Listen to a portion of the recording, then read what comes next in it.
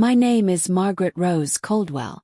I'm 78 years old, and until recently, I believed my son Joshua was the greatest blessing of my life. I raised him alone in a quiet town just outside Cincinnati. His father passed away when Joshua was only 5. I worked long hours as a seamstress and cleaned church pews on Sundays just to keep the lights on. I sold my jewelry, my mother's heirlooms, to put him through college. I skipped meals so he could eat. I never remarried. I told myself he was enough. But nothing could have prepared me for what I heard while lying in that cold, sterile hospital bed. Everyone thought I was unconscious. Machines beep. My body was still.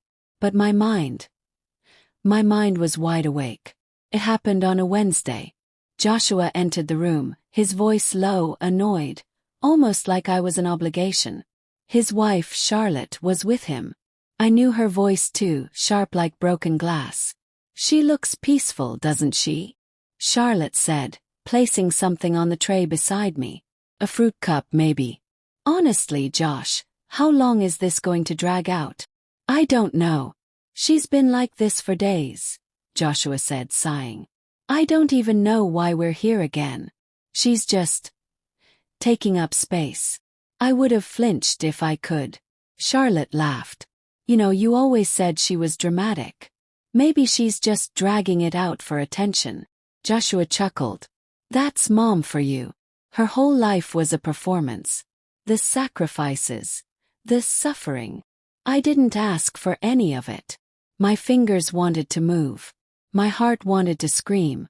But I was trapped in this body, in this lie of arrest, while the very child I bled and broke for mocked me just inches from my pillow." Charlotte whispered something I barely caught. "If she dies, do we get the house?" Joshua paused. "I'm the only child." "Guess so." "She never got around to writing a will, but the deed's in her name." Charlotte hummed. "Then let's hope she doesn't drag it too long." I felt every word. As if my ears were doors they thought were closed, but they were wide open. They poured their hearts out in that room, not in grief but in greed, cruelty, disgust. And in that moment, lying helpless in a coma, I realized something shattering. I had given my whole life to someone who never wanted any part of it. The woman who taught him to read by candlelight. The woman who took extra shifts to buy him a second-hand bicycle for Christmas. That woman didn't matter anymore. I was just an old woman with a house and a weak heart. And even though my eyes couldn't open, and my lips couldn't move, something inside me woke up. I vowed then and there that if I ever opened my eyes again, I would never be the same. I would not return to the world as the woman they all took for granted. I would come back as someone else entirely. Someone with eyes wide open and silence sharper than any scream. Because the moment I do open my eyes, they will all wish I hadn't. And I promise you, they will regret every word they thought I never heard.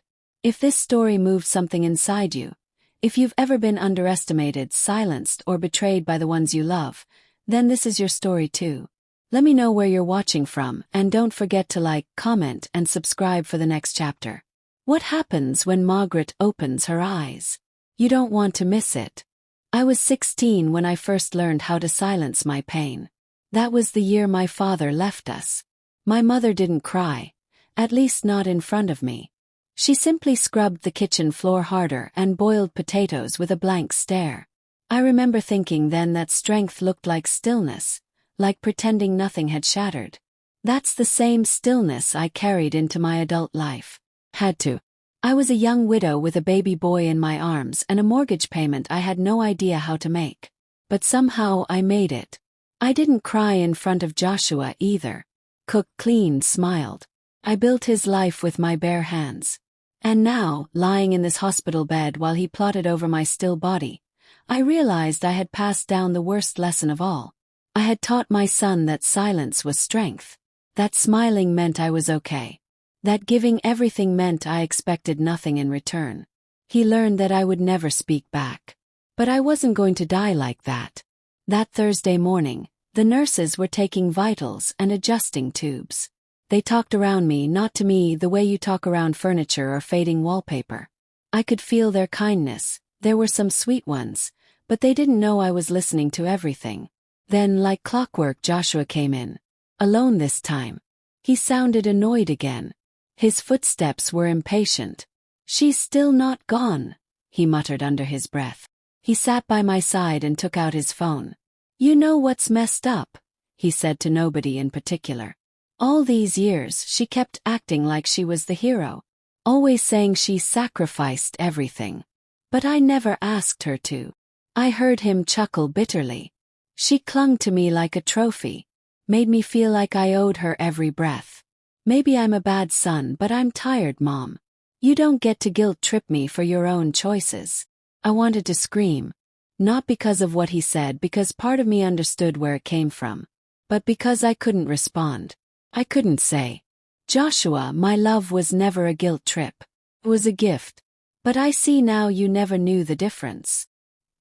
He kept talking, letting years of bitterness spill out like pus from a wound he'd hidden for decades. "All my life you made it about you. What you gave up. What you didn't have. Maybe I wanted a mom who laughed more. Not one who came home exhausted, reeking of bleach and despair." His voice cracked, and that's when I felt something else.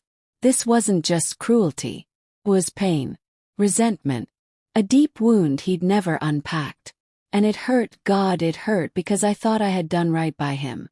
But what if my survival had felt like a burden on his childhood? Still, was that reason enough to plan his mother's deathbed inheritance? Suddenly my hand twitched. It was so slight, barely a ripple in the sea of stillness. But I felt it. Moved. My eyelids fluttered that night. The nurse noticed. "She blinked," she said to her colleague. "I think she's stabilizing. Get Dr. Myers." Joshua wasn't in the room anymore. But I wished he had been. Because if I was going to open my eyes soon, I wanted him to know. Margaret Rose Caldwell didn't just survive things. She came back from them.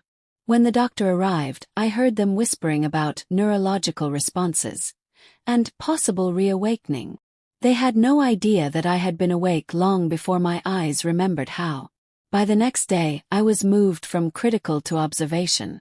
I heard the beeps around me shift. My mind sharpened. My soul hardened. I wasn't the same woman they had wheeled in here. I was awake now, in more ways than one. And the minute I got my voice back, I planned to use it in ways they'd never forget. But for now I stayed silent. Because silence was still my armor. And if I played my cards right, I could learn everything they said when they thought I couldn't hear. It was in that silence I learned the most. Joshua came in again, this time with Charlotte, and they thought I was slipping backward again. "Still nothing," Charlotte said. "Maybe we should start talking to a lawyer. You know, for her care. It's gonna cost a lot. Maybe we sell the house to cover it." Joshua sighed. "She'd want us to be okay. She always said everything she had was mine. This is no different." No, I thought. This is very different. Because you're not inheriting a dime. You're about to inherit consequences. They kept talking like I was furniture again. Background noise. But little did they know, every word was fuel. Fuel for the fire quietly building inside me.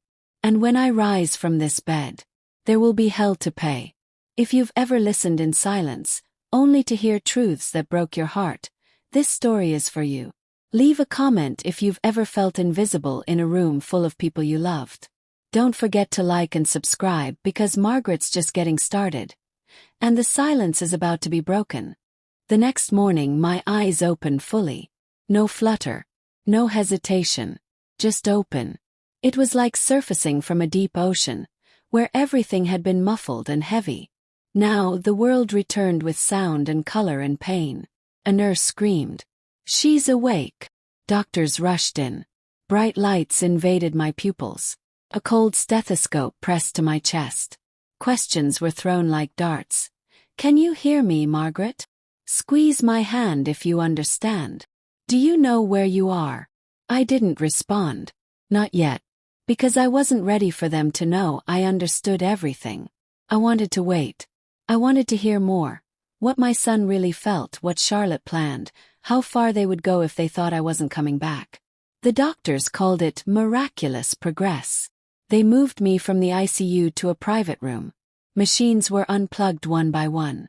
I was breathing on my own again, though still pretending to be weaker than I was. That night, when everyone was gone, a nurse leaned in and whispered, "You've got a fighter's heart, Ms. Caldwell.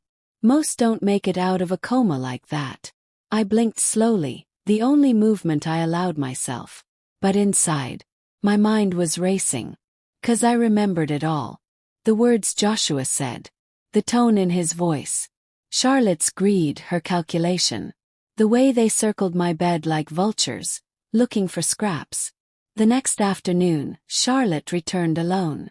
She pulled up a chair, took out her compact mirror, and started applying her lipstick. Right there in my hospital room. "You should just let go, Margaret," she said casually. "It's time. You've lived long enough." She glanced at me, as if I might somehow agree with her. "You're not useful anymore," she went on.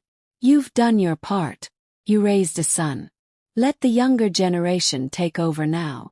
I could feel the bile rising in my throat. "Once Joshua gets the house," she continued, "we'll finally be able to renovate. We're thinking of turning your bedroom into a wine bar." She laughed. And in that moment I made my decision. I was done listening. It was time to speak. But not yet. Because revenge, I've learned, is like a fine quilt. It needs patience, precision, and careful stitching. You don't rush it. You craft it. So I waited until Joshua came back. He walked in later that night, holding flowers. The fake kind, plastic and cold. He placed them on the table beside me. "Mom," he said, sighing, "you should have left me something clearer. Some kind of will. Now we're going to have to deal with probate and all that mess." Charlotte had gotten to him. Joshua leaned over me, lowered his voice. "I'm not a bad son. I can't do this anymore. You've been hanging on too long." He said it like I was a leech. Like my life was inconvenient. "I used to admire you," he whispered. "But now you're just a burden." I felt my fingers tremble. I turned my head slightly. And I opened my eyes. Joshua jerked back. His hands flew to his mouth. "Oh my God, Mom." For the first time I looked him dead in the eye. I didn't blink. Didn't cry. Didn't speak. Just stared. Because I wanted him to sit in the weight of what he said. Let the silence fill the cracks between us like ice. He stumbled backward, dropping his phone. "Nurse! Nurse!" They came running in. But I didn't look away from him. Because finally, I saw my son clearly. Not the boy I raised. The man he had become. And the man he would face now. By the time I started to speak again, a few days later, the hospital was filled with whispers. "She's alert. She's improving rapidly." And Joshua, he was terrified. He tried to act warm, suddenly bringing soup and blankets, calling me Mom again with forced smiles. But it was too late. Because now I was the one with the plan. And he had no idea what I was about to do. Have you ever seen someone change the moment they realized you weren't as weak as they thought? That's exactly what's about to happen. Margaret's silence is over. And it's time for consequences.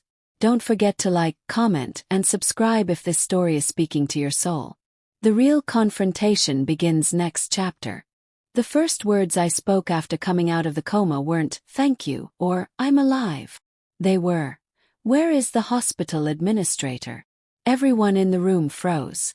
Even the nurse who had been helping me sip water slowly lifted her eyes, stunned. "Ms. Caldwell," she whispered. I nodded, my voice croaky but steady. "I need to speak to him. Alone." She didn't ask why. Seen enough. Heard enough. And now that I was back, I wasn't going to waste one breath pretending to be the fragile old woman they thought I was. By the time Mr. Brennan, the hospital administrator, stepped into my room later that afternoon, I was sitting up, arms folded, my gown wrapped tight, eyes sharp. He greeted me with surprise and warmth. "Mrs. Caldwell, it's a miracle to see you like this. We didn't expect." "I need a copy of the visitor log from the past 3 weeks." I cut him off. "Every single name. especially my son and his wife. He blinked. Ma'am, is there a concern? I looked him dead in the eye.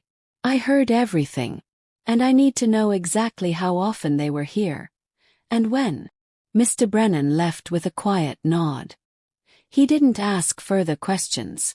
That night, I stared out the hospital window, watching raindrops snake down the glass. Each droplet felt like a memory. Moments I'd spent sacrificing, giving, loving, thinking it would build a life of gratitude. But it hadn't.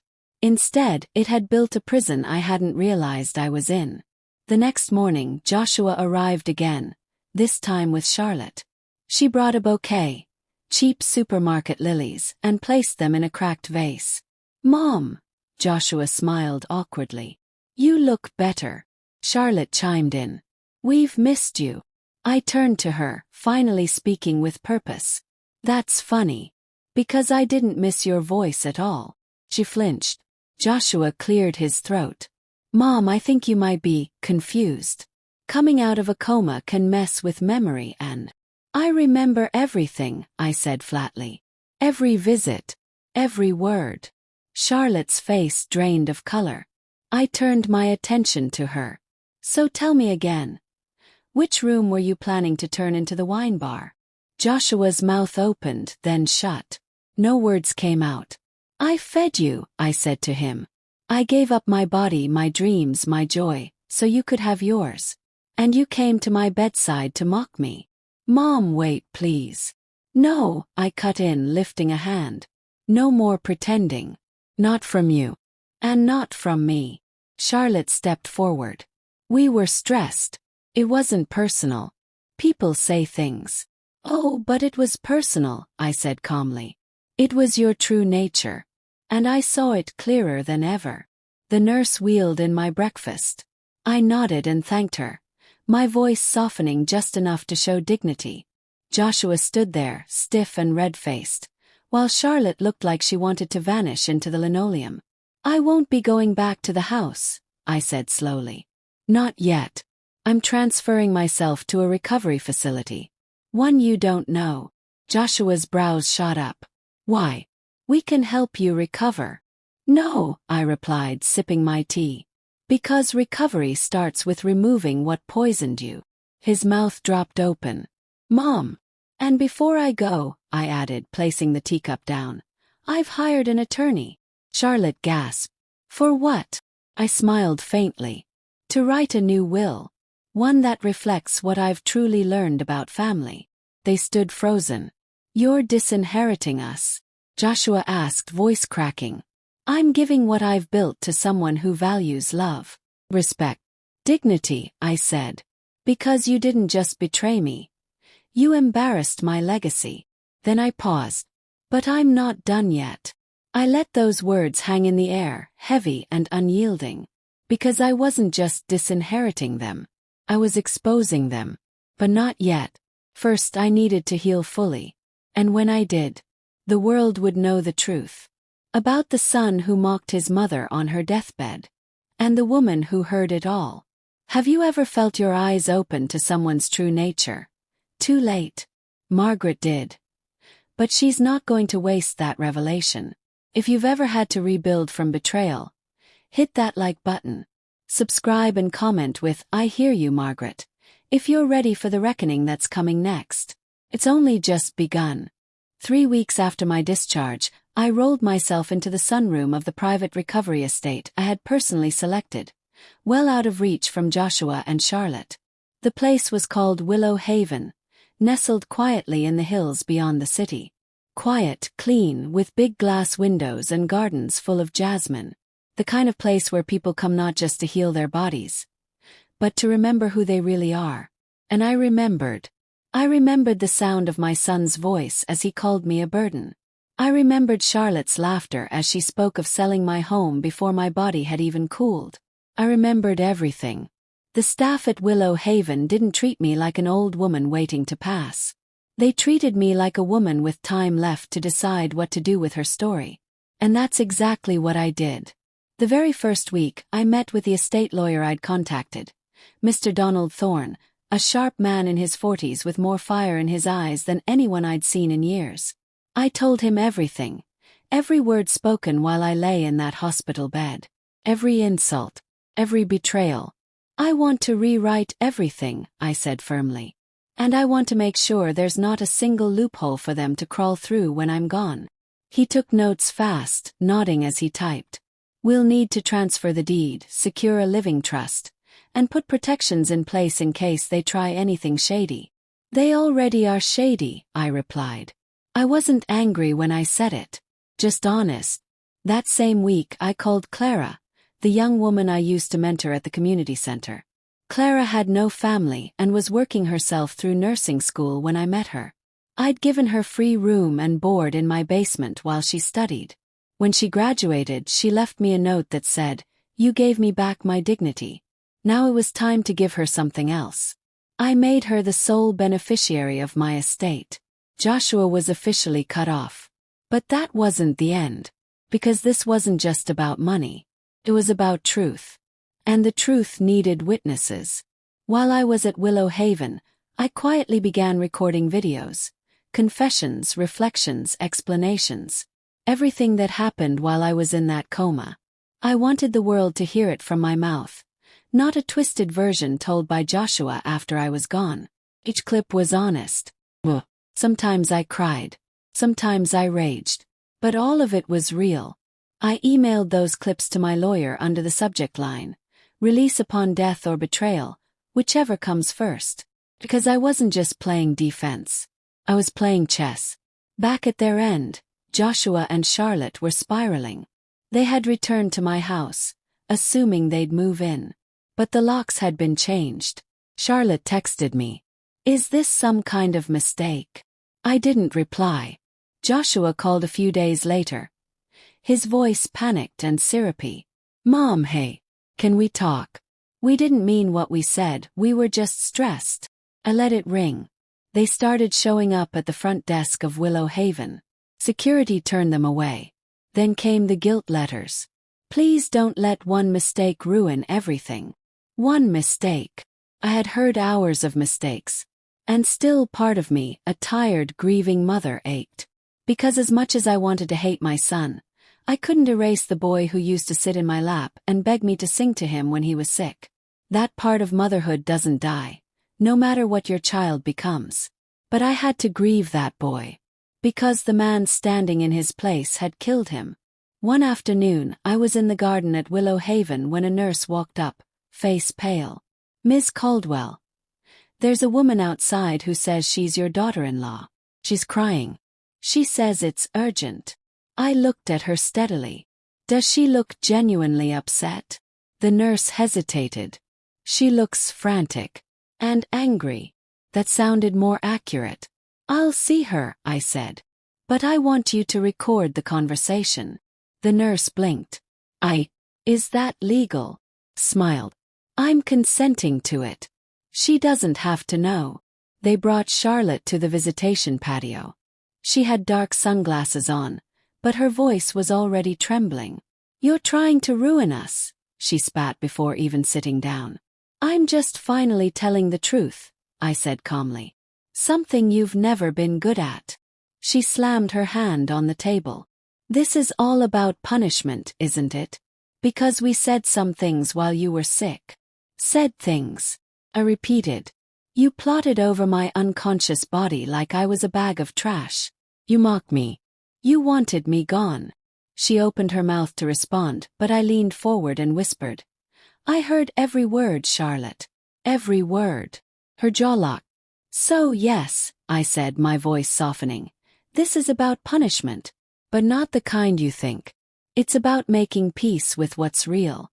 And protecting what's left of my life from people who've proven they only come around when there's something to take." Charlotte stood abruptly. "We'll see about that.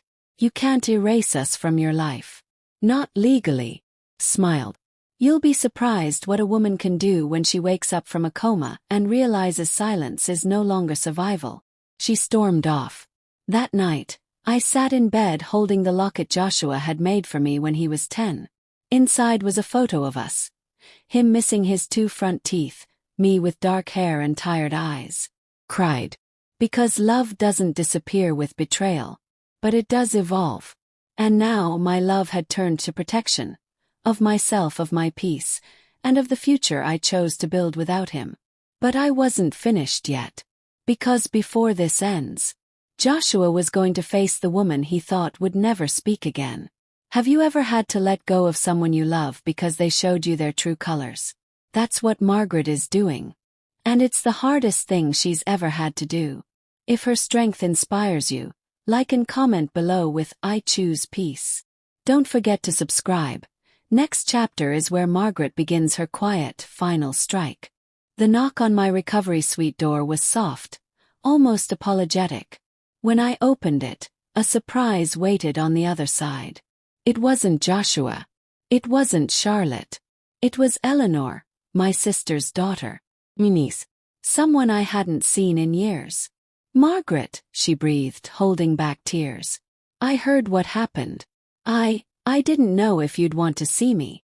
I opened my arms without hesitation. She rushed into them like a child again. "I thought I lost you," she whispered. I hadn't realized how much I needed that embrace until that moment. My body trembled against her. The past years, the betrayal, the coma, the silence, it all collapsed in that one hug. We sat down, and she held my hand as if trying to make up for lost time. "I never meant to disappear," she said. "After Mom passed, things just fell apart. But I'm here now. And I've been following everything. Your recovery, what Charlotte's been trying to do." She reached into her purse and pulled out a manila envelope. "I think you'll want to see this." Inside were photographs, documents, screenshots. Charlotte had been funneling money. Not from my estate, but from Joshua's bank accounts. She had set him up from the start. "She's been using his access to your funds to launder money into her cousin's business," Eleanor explained. "She's leveraged the promise of the house in your name as collateral to take out a private loan. The house isn't even legally hers, but that didn't stop her." I sat back in stunned silence. All this time I had seen Charlotte as the mastermind.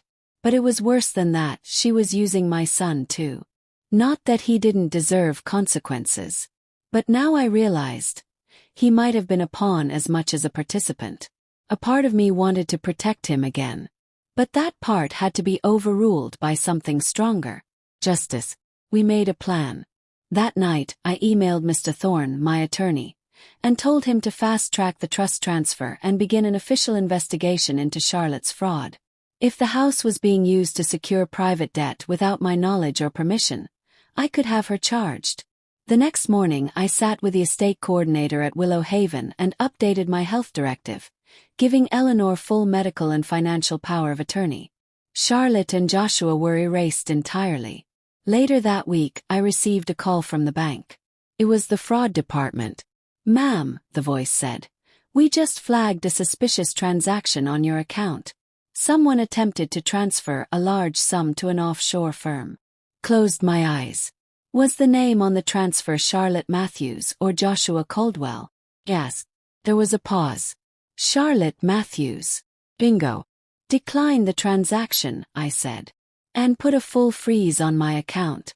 I'll have my lawyer follow up." "Absolutely, Ms. Caldwell." Hung up. It was time. Time to stop reacting and start delivering the consequences.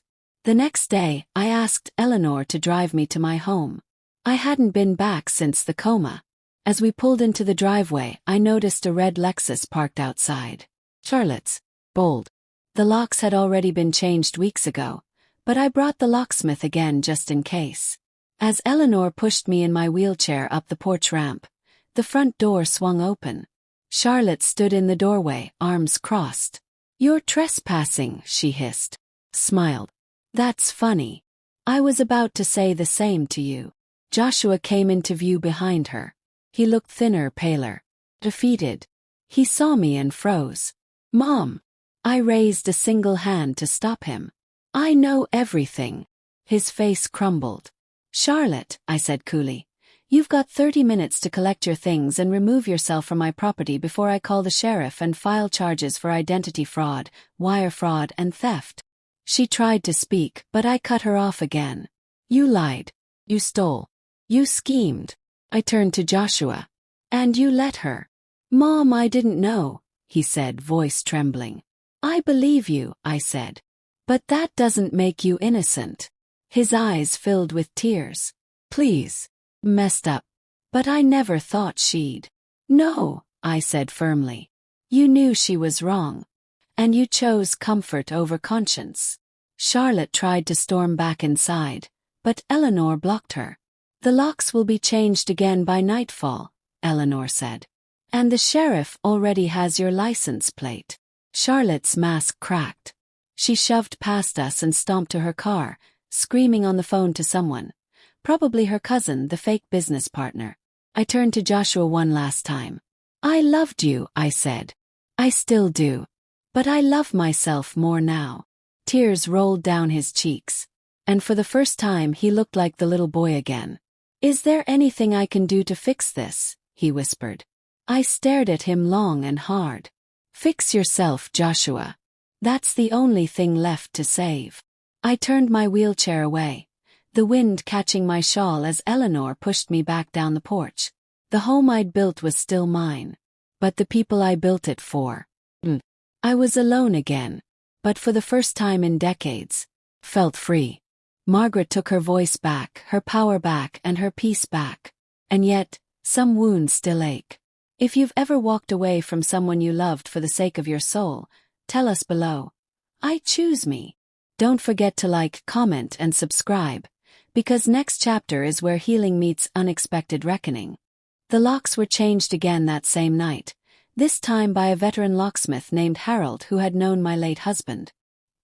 He didn't ask too many questions, just gave me a quiet nod and said, "Took him long enough to realize you're not someone to mess with, Margaret." That night, the house was mine again in every sense. But as I lay in my own bed for the first time in months, the silence hit me harder than expected. No heart monitor beeping. No nurses whispering in the hallway. No Charlotte's heels clicking against tile floors as she sneered at my still body. Just silence. And memory. I stared at the ceiling fan spinning above me. Joshua's words replayed in my mind again. You've lived long enough. You're just taking up space. It wasn't just the betrayal. It was the fact that he meant it. He meant it because somewhere along the way, I had convinced him I would always be there. Always ready to forgive. Always ready to fix. And I was done with that. The next morning, I walked through the house slowly with my cane, touching old picture frames, running my fingers along the floral wallpaper I had chosen 20 years ago. My legs were stiff, my breath came short, but I kept walking. This was my house, and I needed to reclaim every inch. In the hallway, I passed Joshua's high school graduation photo. His eyes were bright then, his smile full of hope. Stop. Took it off the wall.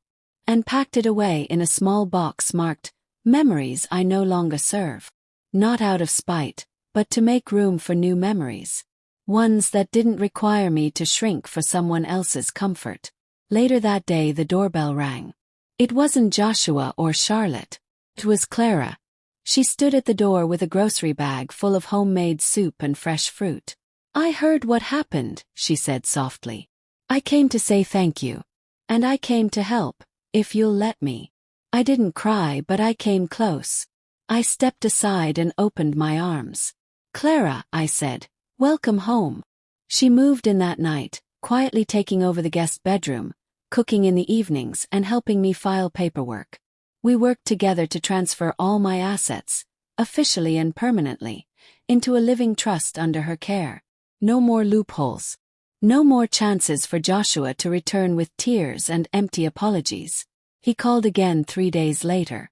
Left a voicemail. "Mom, I heard what you did. You gave everything to Clara.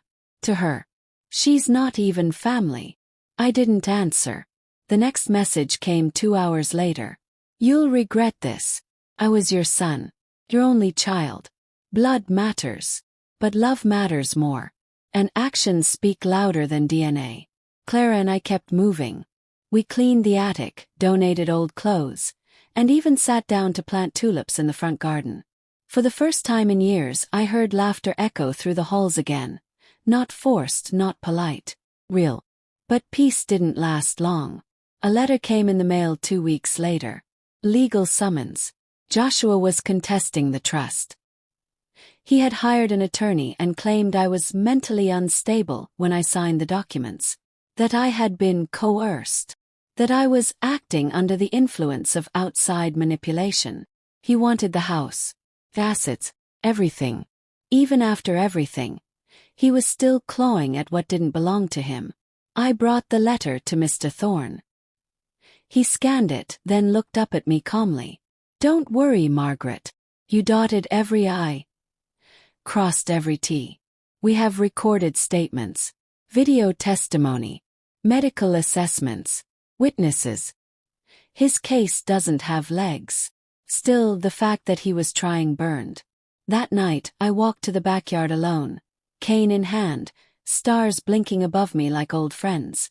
I sat in the swing I had built for Joshua when he was 6, and I rocked, back and forth, until the tears came. Not for him, but for the mother I used to be. The one who would have given her life for him in a heartbeat. The one who did. And still wasn't enough. But I couldn't stay in that sorrow long. Because the court date was set. And when I walked into that courtroom, I wouldn't be there as the frail old woman he thought I was. I would be there as a witness to my own story. As a survivor. As a mother who woke up. And for the first time in my life, I would speak my truth with the whole world listening. The courtroom showdown is near. Margaret has taken every blow and still stood strong. But now she must face the son who betrayed her. Not in silence, but with power. If you've ever had to defend your name against those who tried to rewrite your story, leave a comment saying, "I stand with Margaret." Like, subscribe, and get ready. Next chapter will be the moment we've all waited for. The courthouse smelled like lemon polish and forgotten lives. I sat in the hallway outside courtroom 2B, wearing a soft navy blue dress with a pearl brooch. My sister's passed down to me the year she died. It had become my quiet armor. Clara sat beside me, her hand resting gently over mine. She didn't say much. She didn't need to. Her presence alone was steadying. Inside that courtroom, my son was about to argue that I was unfit, that I was manipulated, that I didn't know what I was doing when I took everything away from him. What he didn't know was that I'd never seen anything more clearly in my life. The bailiff called us in. I wheeled myself forward, cane across my lap, chin lifted high. Joshua was already seated with his lawyer, a young man in a slick gray suit who looked at me like I was just another old woman clutching her last scraps of sanity. I took the stand first. The judge, a stout woman with soft eyes but sharp judgment, nodded at me. "Ms. Caldwell, are you able to testify clearly today?" I leaned forward, steady as ever. "Your Honor," I said, my voice calm. "I've never been more awake."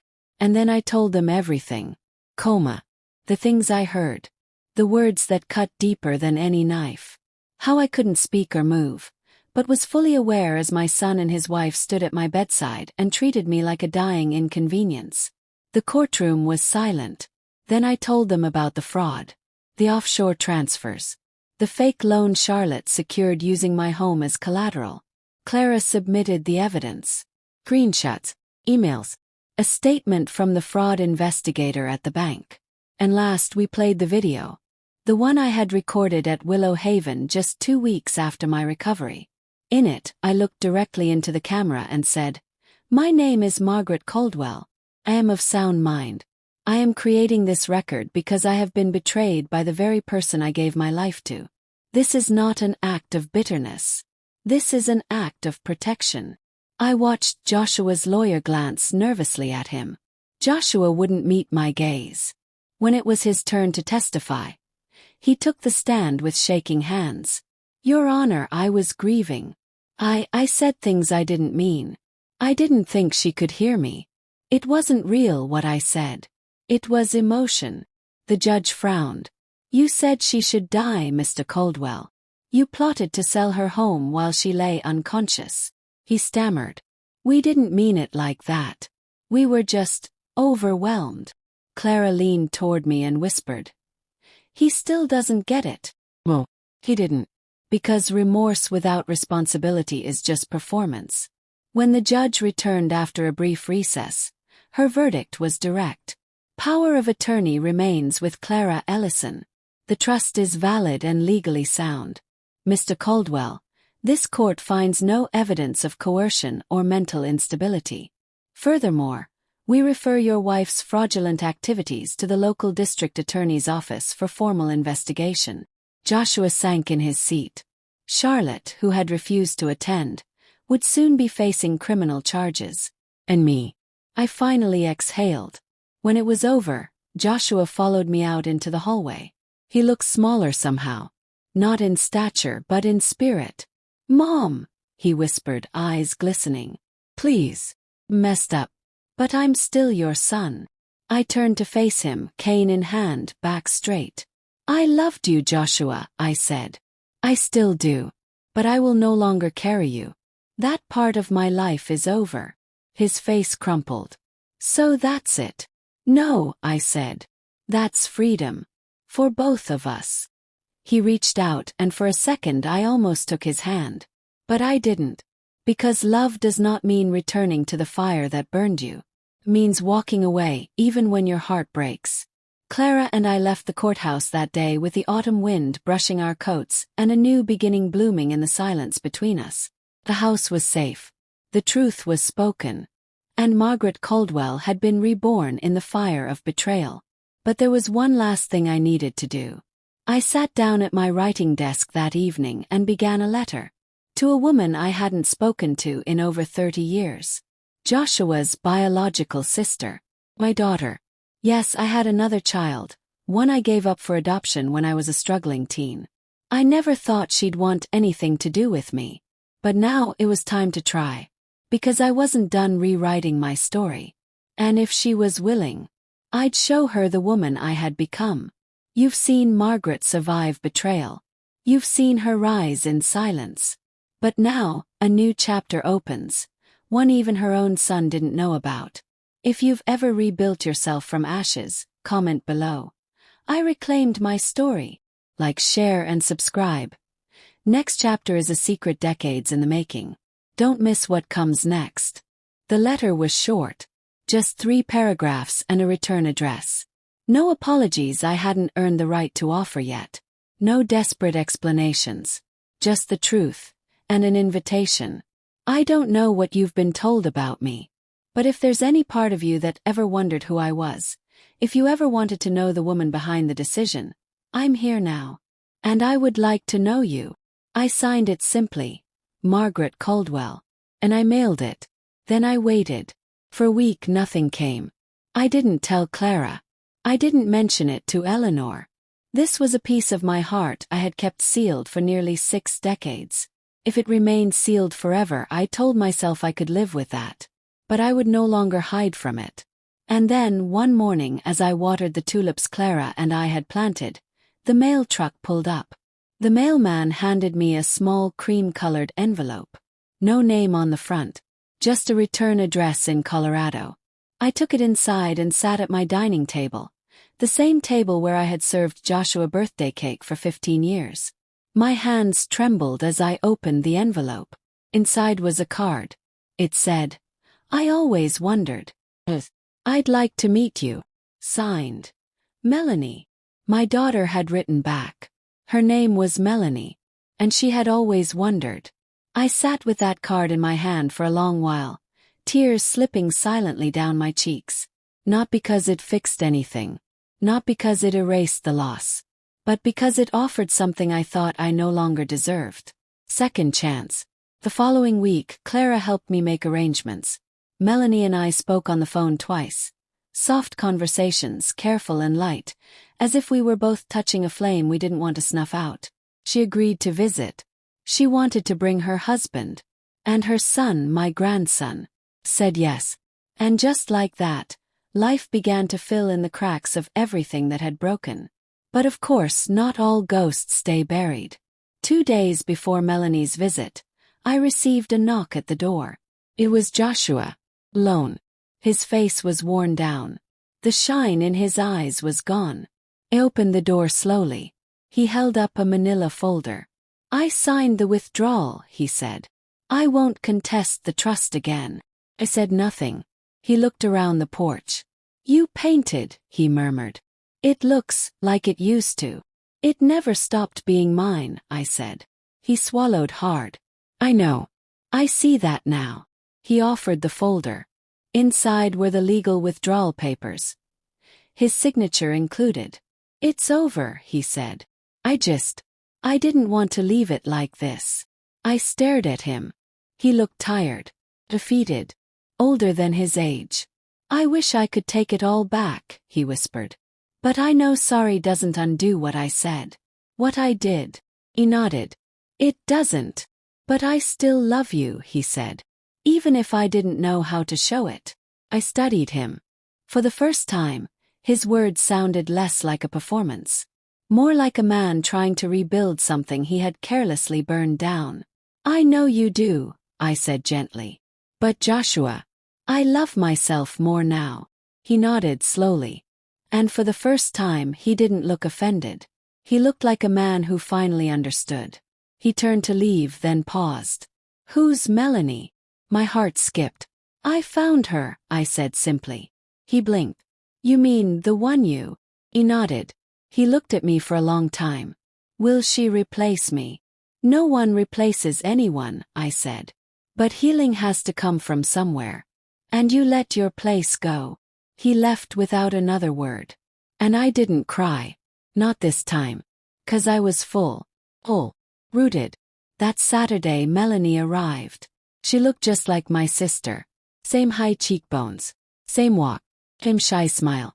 Her husband was kind, and her son, my grandson, ran straight into my arms like he'd always known me. We spent the weekend laughing, eating, playing cards on the back porch. I told her about Joshua, about Charlotte, about the coma. I didn't hide the dark. She didn't flinch from it.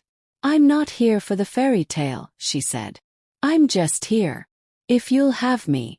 And I did. Lord knows I did. That night, Clara cooked dinner while Melanie and I sat in the living room, sipping tea. "I always thought something was missing," she whispered. "Now I know what it was." We didn't need to say more. Because sometimes, healing isn't about speeches or dramatic reunions. Sometimes it's about choosing to show up. And letting love do the rest. This chapter was about redemption. The kind that comes quietly, slowly, and without guarantee. Margaret didn't get everything back. But she got something better, a second chance. If you believe it's never too late for healing, comment, "It's never too late" below. Like, subscribe, and stay with us. Next chapter will bring the final, powerful closure you've been waiting for. The morning sunlight streamed through the kitchen window as I stood by the stove flipping pancakes for my grandson.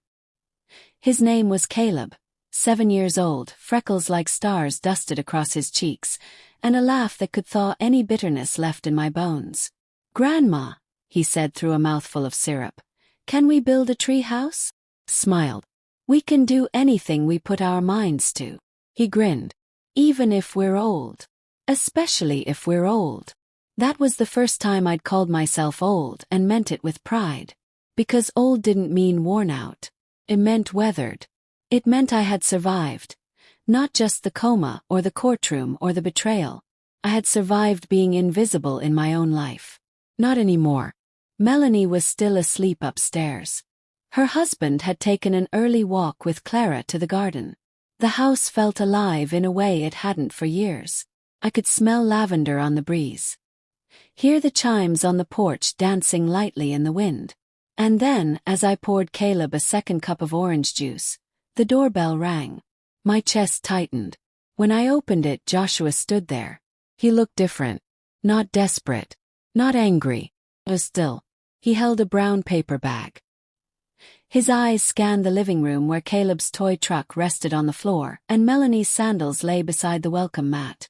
"I'm not here to fight," he said. I didn't say a word.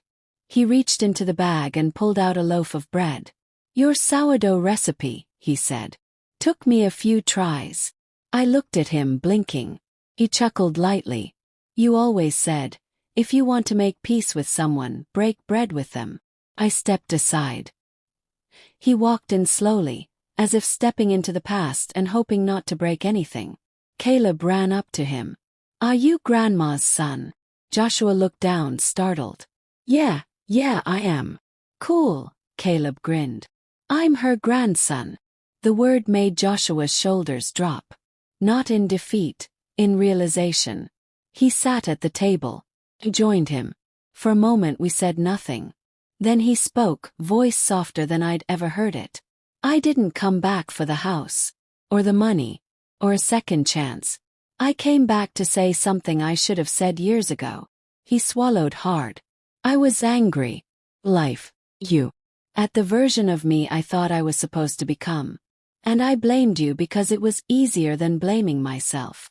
I looked at my son, and for the first time in decades, I saw not the selfish man who stood by my hospital bed, but the boy who once cried when his toy broke, who used to write me love notes in crayon. I forgive you, I said before he could finish. His eyes welled up. But forgiveness, I added, doesn't mean forgetting. It doesn't mean stepping back into the past. He nodded quickly.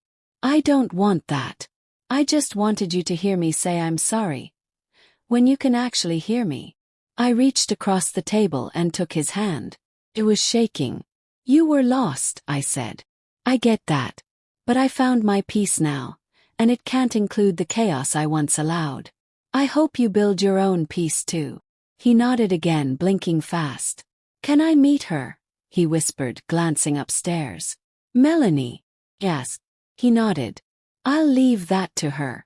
Joshua looked down, folding the edge of the paper bag. Fair. We sat in silence. Not uncomfortable, just complete. Clara entered from the back patio, surprised to see him. She raised her brow, I nodded gently, and she stepped back without a word.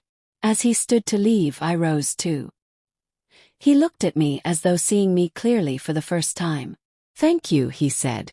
Not just for today, but for everything. Even the things I didn't appreciate until it was too late. It's not too late, I said. But it is different now. He nodded, then turned and walked away. I watched from the window as he got into his car. No drama. No outburst. Just quiet truth. And that, I realized, was the closure I needed. Not a perfect reunion. Not a storybook ending. Just truth. And peace. Later that evening, Melanie came downstairs and asked if I wanted to sit on the porch with her. We watched the sun melt into the sky. Do you think people can really change? She asked, her voice barely above a whisper. I think people can choose to, I said. Some do. Some don't. But whether they do or not, we still get to live. She nodded slowly. I'm glad I wrote back, she whispered. I'm glad I wrote to you, I replied. And there we sat. Two women from two timelines. Reclaiming what was ours all along. Caleb ran through the yard chasing fireflies, laughter bubbling in the dusk. The house behind us stood tall, proud, full of life again.